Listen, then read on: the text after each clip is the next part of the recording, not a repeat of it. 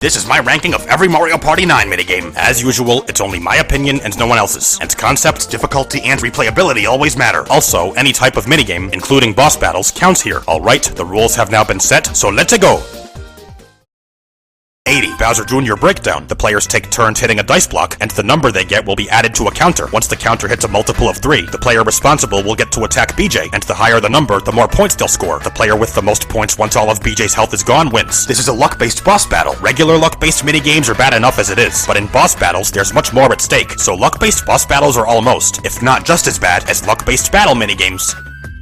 79. Bombard King Bob-omb. Each player must pick a Bob-omb to throw at King Bob-omb. The bigger the size, the more damage done to the king, and the more points scored for the player. But there's a catch. If multiple players pick the same Bob-omb, none of them get to throw it. And bonus, if this happens after half of King Bob-omb's health is gone, they'll lose points. The player with the most points once all the king's health is gone wins. Just like BJ Breakdown, this one's a luck-based boss battle, but the only reason it's any better is because the concept is a little more interesting. That's it. 78. Chain Chomp Romp. You can think of this one kind of like as a boss version of Pipe Maze from Mario Party 1 and Pier Factor from Mario Party 6. You have to keep choosing a minecart and hope it'll lead you to a cannon, which you must then shoot at Chain Chomp to score points. Whoever has the most points when Chain Chomp runs out of health wins. But the problem is the minecart tracks have many different paths and turns, some of which could lead you to getting attacked by the Chain Chomp and losing points. So basically, it comes down to luck. Another luck-based boss battle? OMG. 77. Womp Stomp. You're on a spinning platform, and each turn, the players can either turn a lever to make it turn one space, or do nothing to keep it as is. The platform will then spin the amount of spaces determined by said choices, and if you end up right in front of Womp, he'll fall on you and take one of your points. While he's down, the other 3 players must keep ground pounding on his back to drain his health and get points. The one with the most points when he's defeated wins. Another frickin' luck-based boss battle? Oh! But even so, this one is quite fun, which is why it's better than the rest. 76. Peer Pressure. The players are on a dock with 10 fishing lines, which they take turns reeling in one by one. If they get a cheap, they're safe, but if they get an urchin, they're out, and the last player standing is the winner. Again, this minigame is totally touch and go, but at least it's not a boss battle. Admittedly, it is slightly boring and lacking in concept, though it's not significantly boring, but I repeat, if you're a luck-based minigame, it's gonna take a lot more than that to save you. Oh, all these damn luck-based minigames. Familiarity breeds contempt.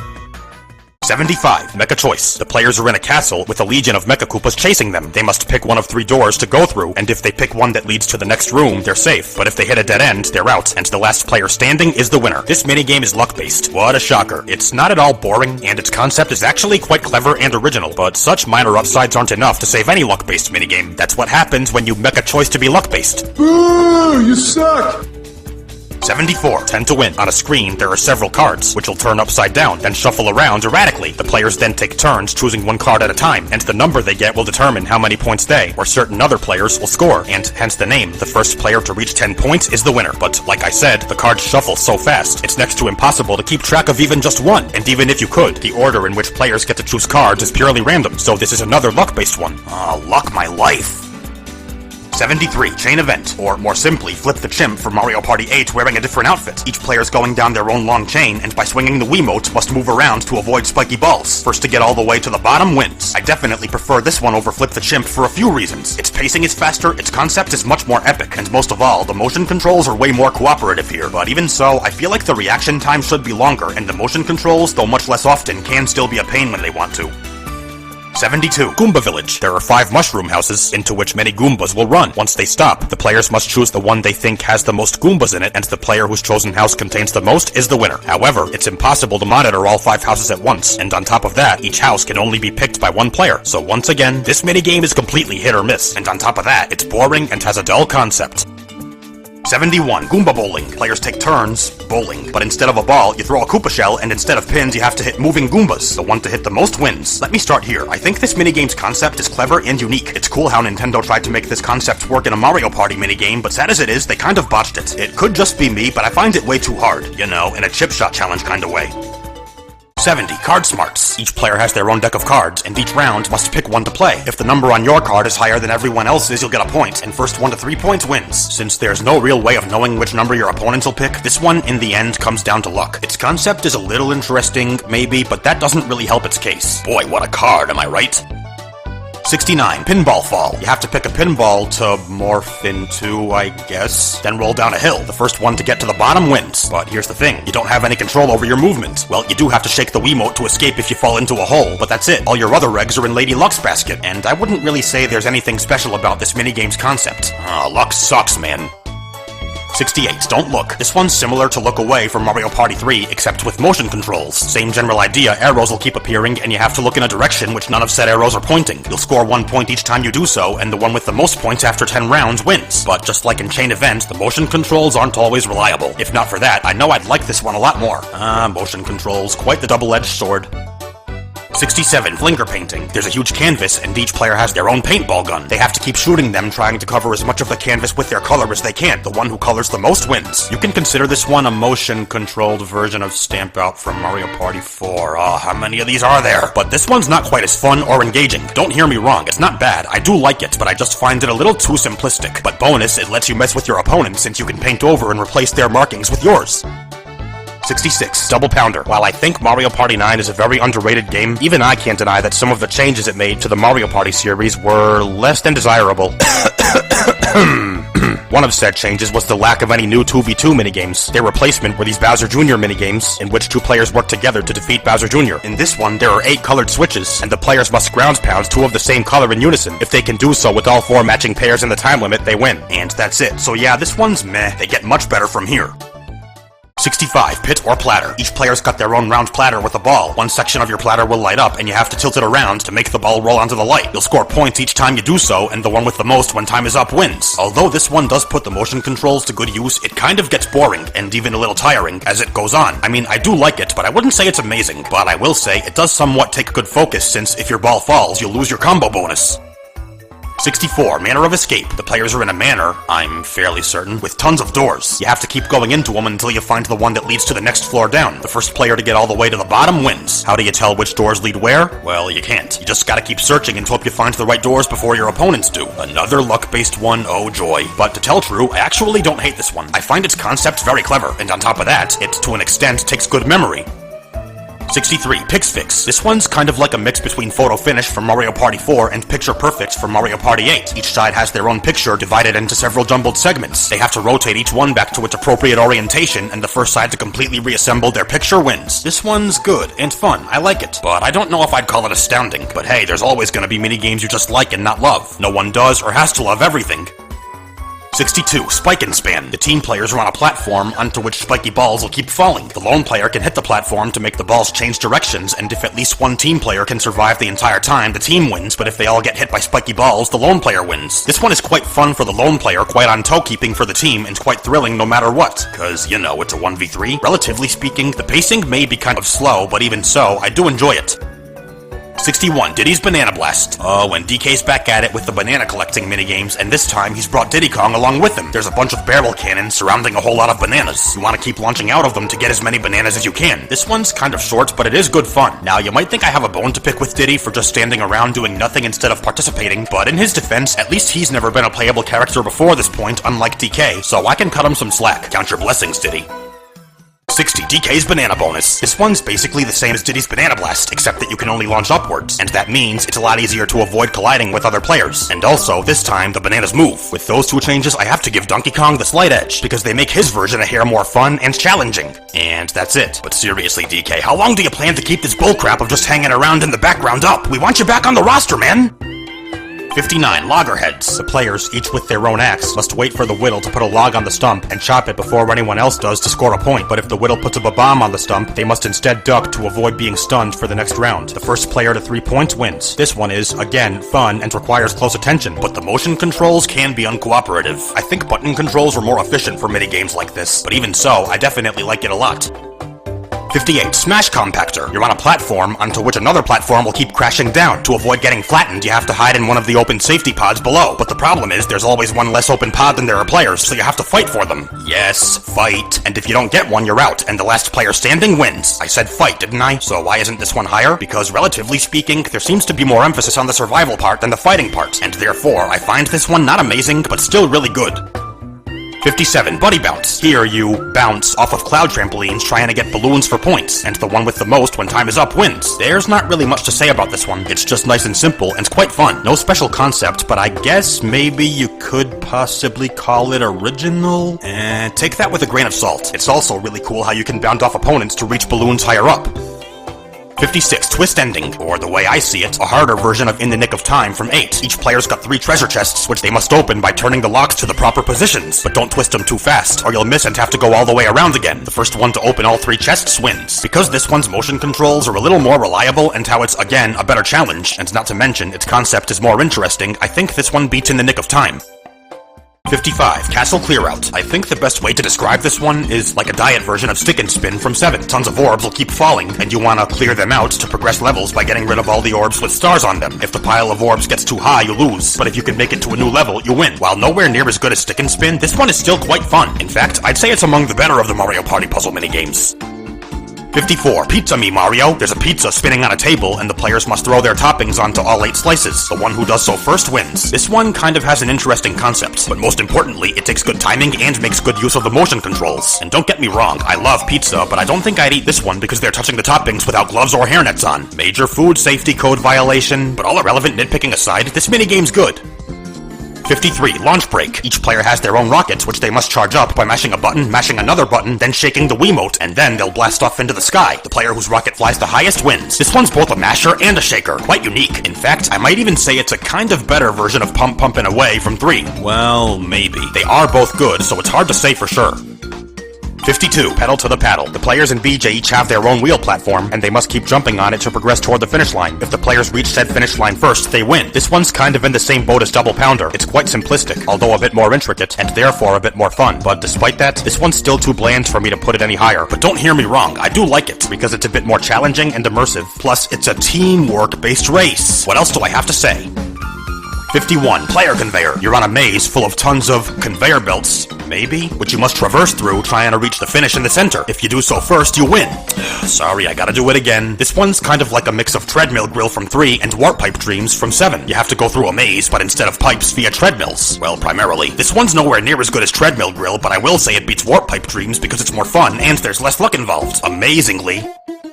50. Mob Sleds. The team players each ride their own Cooligan sled and must hit the lone player. If they can do so before time is up, they win, but if not, the lone player wins. That's all there is to it. As far as 1v3s go, I find this one fun, thrilling, and on toe-keeping no matter what side you're on, because ice physics. And the concept is kind of original. I also don't think I care which side I'm on. 49. Block and Roll. This one can be seen as Boulder Ball from Mario Party 3. Oh boy.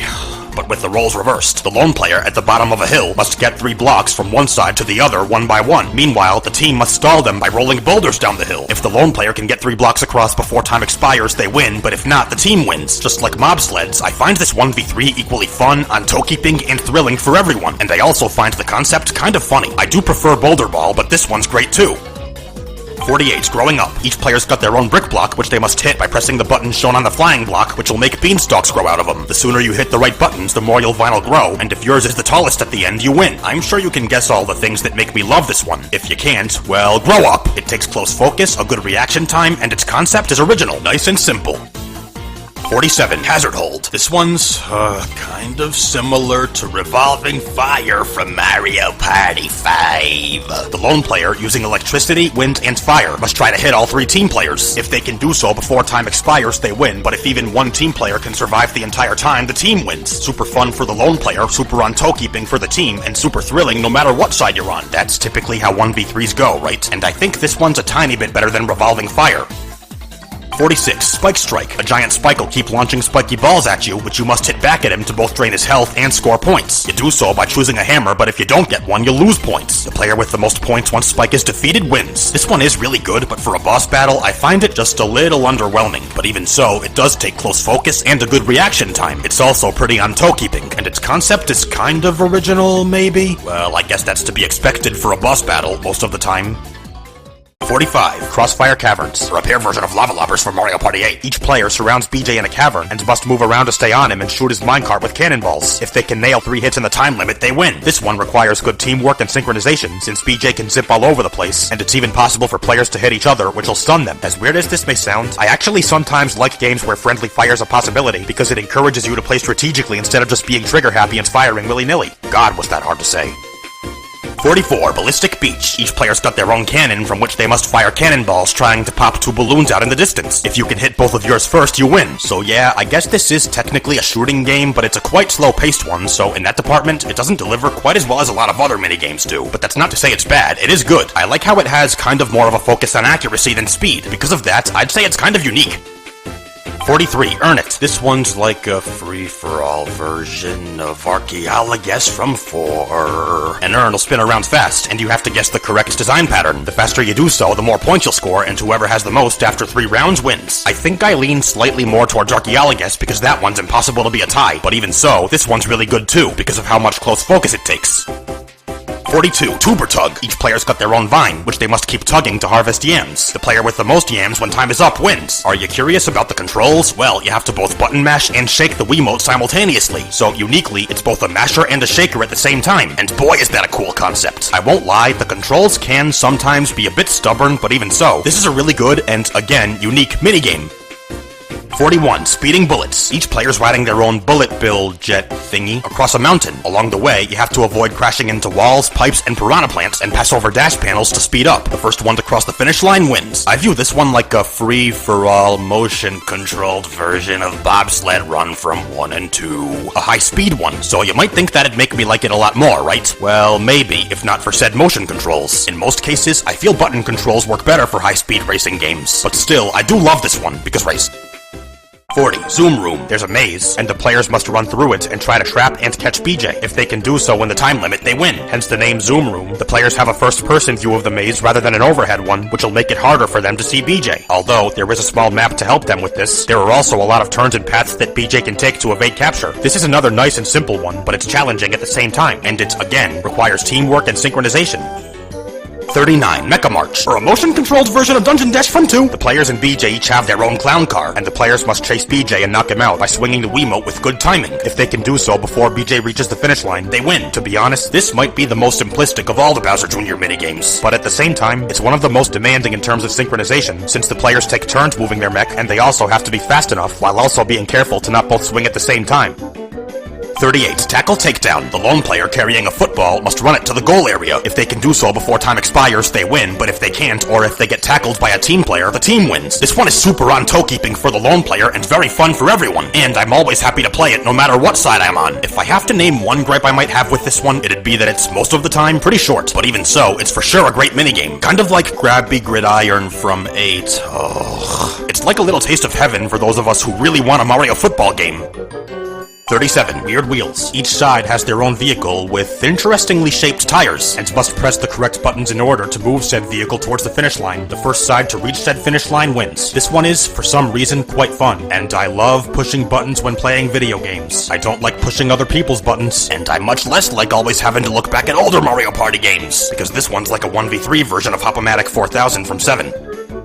36. Piranha Patch, or like a different version of Flower Shower from 5. It takes place in a field in which flowers will keep growing unnaturally fast. You want to collect these for points, while at the same time avoiding piranha plants, which if you touch will take points. The player with the most points when time is up wins. Although this one is very fun, and the piranha plants were a nice addition, I think Flower Shower's just a little better because of its faster pacing. I'm fairly certain that if not for that, I'd like this one more, but even the way it is, I love this one.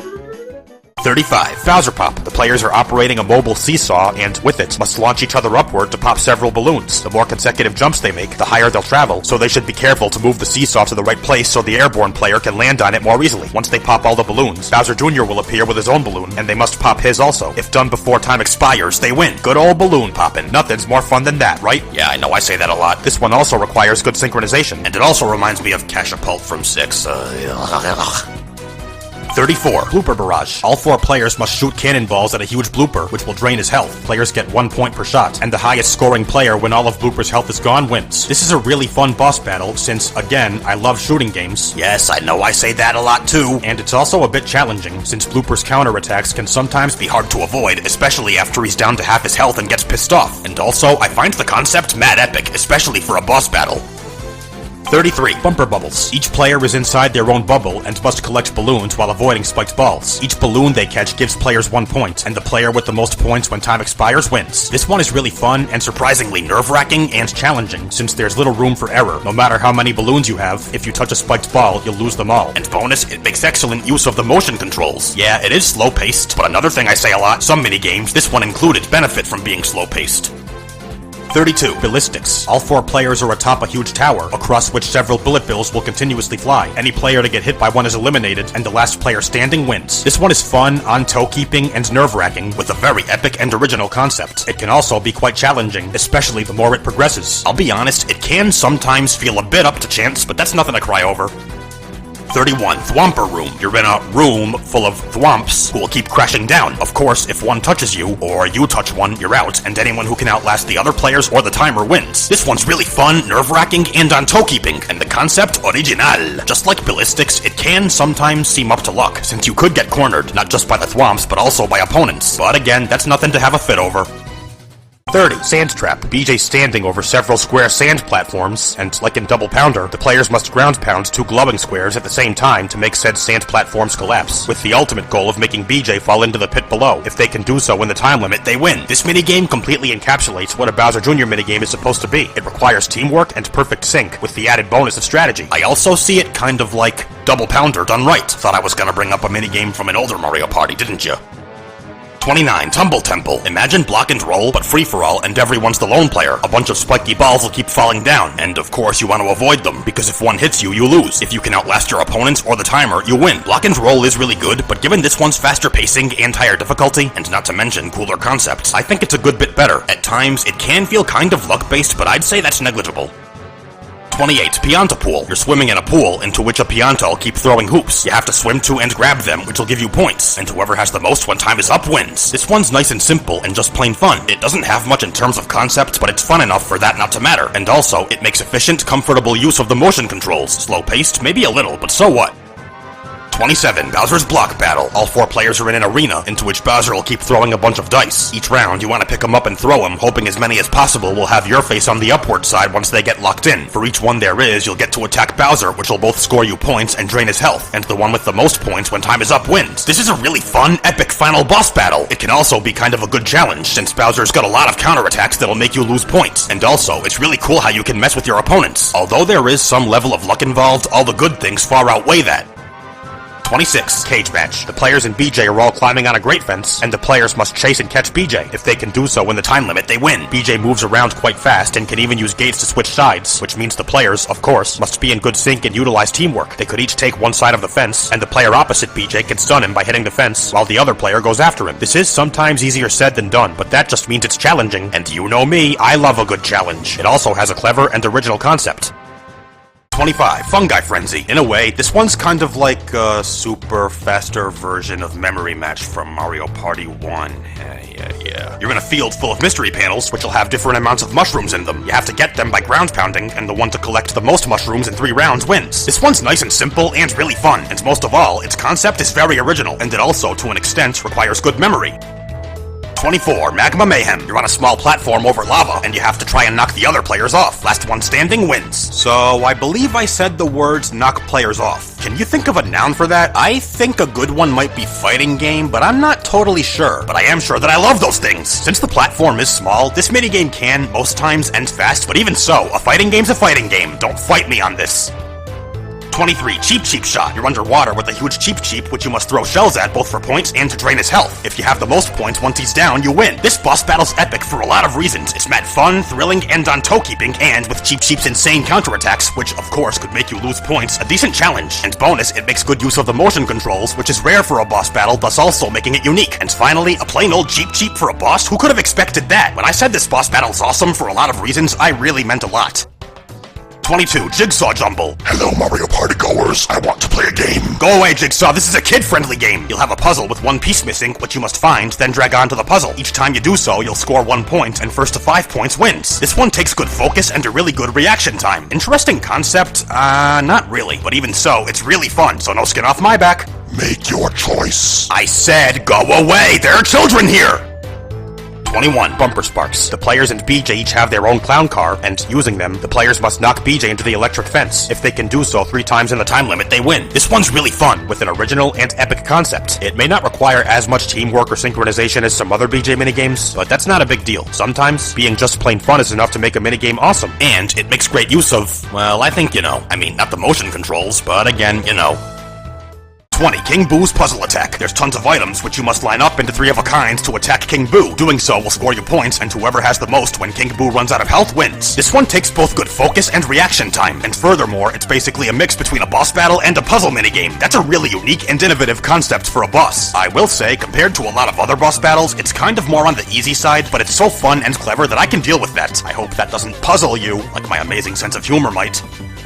19, Line in the Sand. The team players are on a beach, and the lone player with a stick must draw circles around all 3 of them. If they can do so in the time limit, they win, but if even one team player is still standing when time is up, the team wins. Again, no special concept here, but for some reason, I find it very fun, especially for the lone player. But although I do prefer to be the lone player, I'm happy being on the team as well, since it's fun for them too, and on toe keeping. 18, Ruins Rumble. This one's like a different version of Power Trip from Mario Party 8. The lone player's riding a hovercraft, with which they must try to hit all 3 team players, plus 3 dry bones. If they can do so in the time limit, they win, but if at least one team player can survive the entire time, the team wins. Yes, that includes the dry bones. I'm pretty sure that by now you know what I like about most 1v3s. I do kind of prefer Power Trip, but I do love this one too. 17, Socket to Lakitu. All 4 players are on a platform, onto which Lakitu will throw several spiny eggs. The players, while avoiding said spinies, must hit blocks at the right time to summon bullet bills to attack Lakitu. Doing so scores players points, and the highest scoring player when Lakitu runs out of health wins. This is a nice and simple boss battle, which is quite a rare combination indeed. And it's, yes, mad fun and on toe keeping, with an original concept, which is, again, duh, for a boss battle in most cases. 16, Wiggler Bounce. You're in a field with a huge Wiggler. You want to keep ground pounding its body segments, both to get points and drain its health. Whoever has the most when Wiggler's down wins. Like Socket to Lakitu, this boss battle's nice and simple, yet mad fun. Get it? Mad? Cause Wiggler is in their tempers? Never mind. It's also even more on toe keeping, since like in Piranha Patch, piranha plants will keep popping up, which if you touch, you lose points. And as for its concept, it's totally unoriginal, I think? Or is it original? I'm not sure. 15, Ringleader. Each player rides their own dolphin, and they must keep jumping through rings. You'll score points each time you do so, and if you have the most at the end, you win. Not only is this one really fun, but it also takes good timing, and it makes excellent use of the motion controls. And even though its concept isn't really special, I still like it for some reason. Maybe because it puts dolphins in the spotlight. I feel like they're kind of underused, but this minigame puts them to work in a really fun way. 14, Hole Hogs. This one's like a different version of Monty's Revenge from Mario Party 7. The team players are underground, with several mole holes on the surface, and they must stick their heads out of these holes, and if they can do so long enough before the lone player hits them with their hammer, they'll score a point. If they can get 10 points before time is up, they win, but if not, the lone player wins. This one is super fun and heart-racing, both for the lone player and the team. Although I think I prefer to be a team player. Monty's Revenge is better, hands down, but this one's still amazing. 13, Skipping Class. You're jump roping, and by pressing a sequence of buttons, must perform tricks to score points. The faster you do so, the more points you'll get, and whoever has the most after 8 rounds wins. Again, no noteworthy concept, but you have to keep pushing different buttons. And like I've said a lot before, I love games like that, especially ones where you have to do so rapidly, but not too fast, or you could make a mistake and cost yourself points. Also, the name Skipping Class kind of makes me laugh. Whoever's idea that was, good one.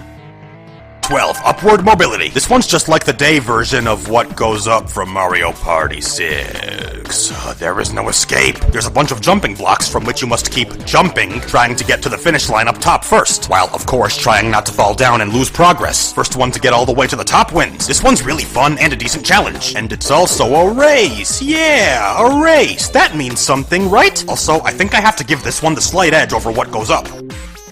11. Pair of aces. The players and BJ each have their own clown car, and the players must use theirs to shoot cannonballs at BJ. They must do so 3 times, and if they can do so before time is up, they win. BJ can counterattack by breathing fire, and he also flies around quite fast, making himself pretty hard to hit. In other words, the players have to be in perfect sync and utilize teamwork. And also, it's extremely fun, a good challenge, and its concept is both epic and original. Pair of aces is easily my #1 favorite Mario Party 9 Bowser Jr. minigame. 10. Underground. There's 4 Monty Moles, each with a treasure chest, some of which will have gems. After they dig underground and shuffle around, each player must pick one in hopes of getting a lot of gems. The one to have gotten the most after 3 rounds wins. This one takes really good focus, especially in the 3rd round, and I'd say it has an original concept. Sorry, there's not really much else to it. Some minigames are good for just a few or even one simple reason. How many times have I said that already? 9. Toad and Go Seek. You're in a small village full of mushroom houses, into one of which a toad will run. And of course you have to, go look for him, I think? And if you find him first, you win, because it's called Toad and Go Seek? You think I'm on the money with that? Anyway, though this one can be quite short, it's nice and simple, and really fun. And also, it's unique, because it tests your memory, but not short-term, your long-term memory, because the arena's always the exact same. Let me know if I'm missing something, but I can't think of any other Mario Party minigames that test your long-term memory like this. 8. Goomba Spotting, or like a better version of Roll Call from Mario Party 2, yeah, oof. A bunch of Goombas will run across a field, and ABC, duh, you have to count them, being careful not to fall for decoys. Any player to guess the right number, or if no one gets it right, whoever comes the closest, wins. This one requires you to pay close attention, and like Toad and Go Seek, is nice and simple, yet really fun. 7. Deck Dry Bones. Each round, there will be a lot of cards with different shapes on them, which you must try to memorize as many as you can before they turn over. Then, Dry Bones will land on a platform that matches one of said shapes, at which point you have to pick a card with that shape on it. If you do, you'll both get points and drain Dry Bones' health, and whoever has the most when all of said health is gone wins. This boss battle takes both a good reaction time and laser-sharp focus, especially when Dry Bones gets pissed off and starts shuffling the cards. I will say the concept is kind of far-fetched, but who needs nitpicks? Deck Dry Bones is definitely my favorite boss battle in Mario Party 9, not the entire series, just to be clear. 6. Peak Precision. You have to climb up a hill by pushing a specific sequence of buttons, and first to get to the top wins. To be precise, I love button pushing games, especially fast-paced ones. You also have to be careful not to push any incorrect buttons, since if you do so, you'll fall down a bit. And overall, it's, again, nice and simple, yet very, very fun. Sorry. That's all there is to it! Short, sweet, and to the point.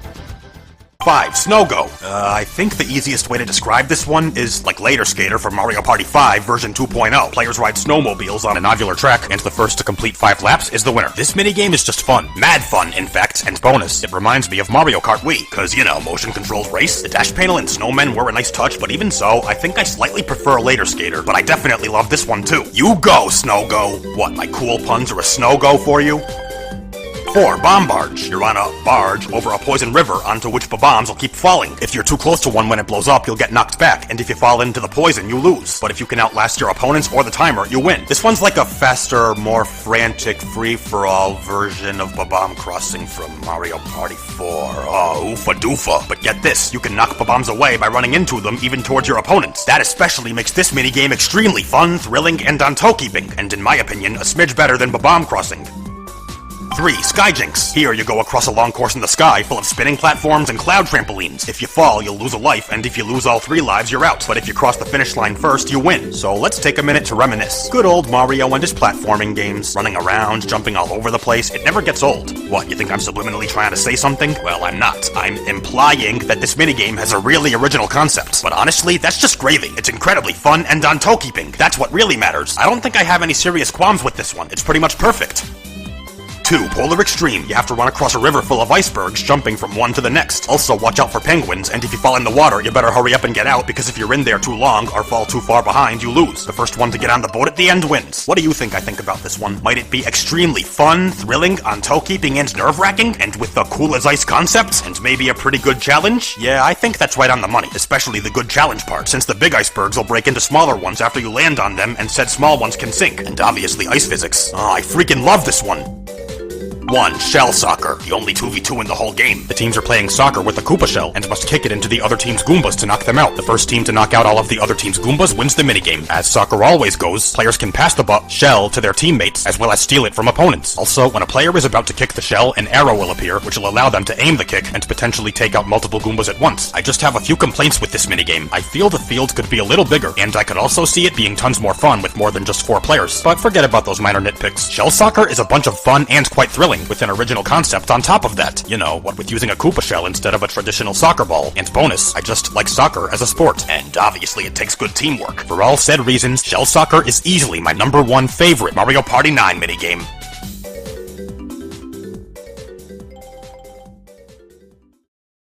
So there you have it, my ranking of every Mario Party 9 minigame. For more videos like this, please like, comment, share, and subscribe. Also, please check out my social media. All links are in the description. Ananupal, thank you for watching. See you in the next one. Mikoro out.